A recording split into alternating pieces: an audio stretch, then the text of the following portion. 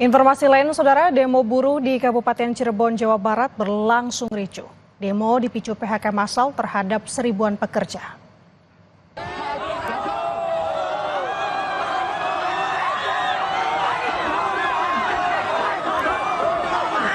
Massa dari Kongres Aliansi Serikat Buruh Indonesia atau KASBI, Kabupaten Cirebon terlibat saling dorong dengan polisi.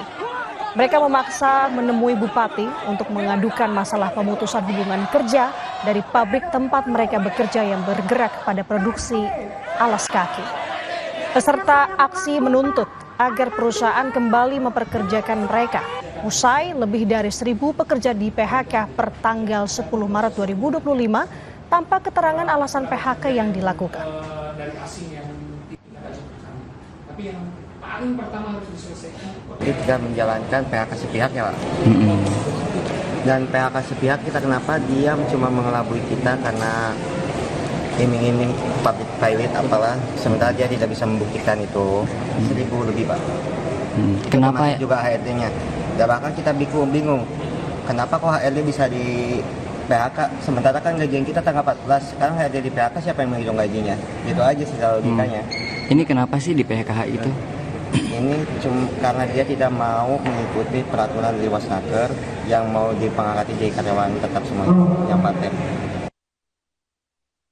Di audiensi juga kami sampaikan ada proses selanjutnya sesuai Undang-Undang Ketenagakerjaan untuk dimediasi terhadap pemberhentian PHK ini. Besok karena informasi dan yang terjadi di lapangan kemarin langsung kami laporkan ke Pak Bupati, karena ini juga harapannya tidak terjadi PHK untuk para pekerja, para masyarakat pencakar kita, nanti kita mediasi. Kementerian Pendayagunaan Aparatur Negara dan Reformasi Birokrasi menyatakan mundurnya jadwal pengangkatan CPNS karena pihaknya sedang melakukan penataan ASN.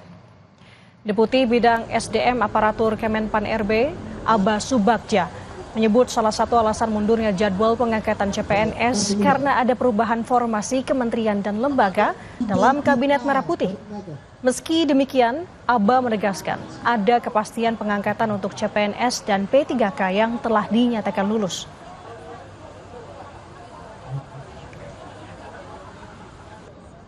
Sisi ini, sekarang ini BKN sedang menyusun roadmap-nya supaya nanti di Oktober dan Maret itu semua TMT-nya itu sama, terhitung mulai tanggal bekerja itu mereka itu sama terkait dengan penataan formasi. Nah, sementara di kabinet ini juga ada formasi yang harus kita penuhi dari formasi 2024 ini. Karena ada beberapa tadi instansi pemerintah yang tadi ada bertambah dan bahkan ada pemecahan dari beberapa lembaga. Sehingga kan ini juga harus ditata dan dipenuhi dari formasi yang ada di tahun 2024.